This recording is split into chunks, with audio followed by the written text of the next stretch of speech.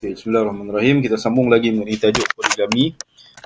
Jadi poligami ini secara umum dari sudut konteks bahasa yang umum, ia merupakan satu bentuk perkahwinan berbilang. Maksudnya seorang berkahwin dengan pasangan yang berbilang, sama ada lelaki berkahwin dengan ramai pasangan ataupun wanita berkahwin dengan ramai pasangan. Itu disebut sebagai poligami.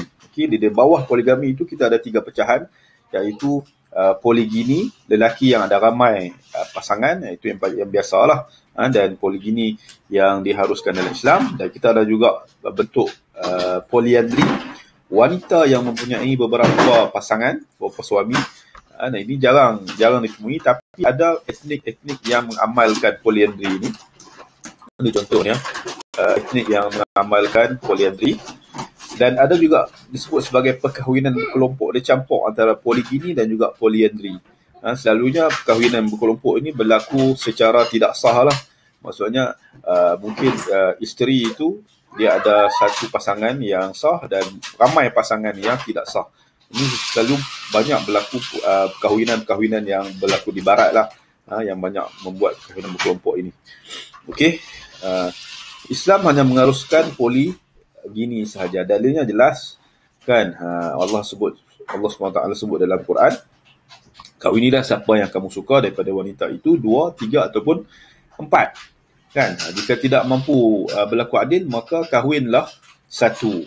Okey, so jelas keharusan poligami itu sesuatu yang termaktub dalam Quran, maka ia merupakan sesuatu yang tidak boleh diingkari sebab ia disebut dengan jelas keharusan poligami itu di dalam Al-Quran.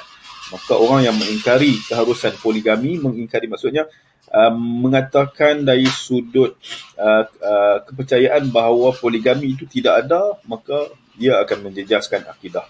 Yang menolak maksudnya tidak mau mengamalkan, itu cerita lain. Orang yang mengingkari keharusan poligami itu, maka ia boleh menjelaskan akidah kerana ia telah disebut dengan jelas di dalam Al-Quran. Kalau yang tak mau tu cerita lain kan. Dia tahu benda tu harus, semua dia tak mau, ada cerita yang lain. Okey. Baik, mengapa Rasulullah SAW berpoligami lebih daripada 4 dalam satu masa? Okay, kalau kita tengok ada hadis dalil ini, maka Allah mengizinkan hanya 4 orang sahaja pasangan bagi seseorang lelaki itu kan. Tetapi Rasulullah SAW pernah menghimpunkan sehingga 9 orang isteri dalam satu masa, dan keseluruhan isteri Nabi SAW adalah 12 orang, tapi dalam satu masa Nabi pun menghimpunkan seramai 9 orang. Baik, kalau ditanya kepada kita oleh orang yang bukan Islam, oleh orang yang nak meragukan kita Islam mengenai mengapa Rasulullah SAW berpoligami lebih pada 4 satu masa, sedangkan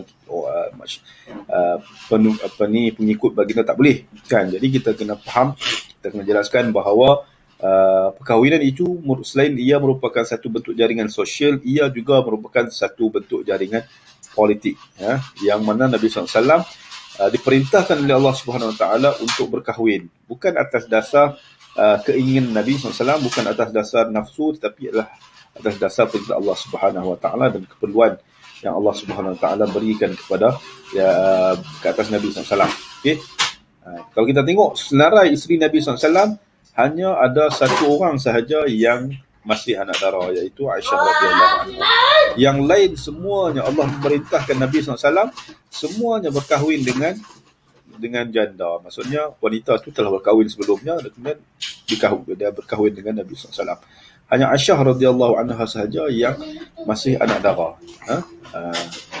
Zaman pemuda dan dewasa, kalau kita tengok pada sirah Nabi SAW, Nabi berkahwin dengan Khadijah ketika umur 25 tahun.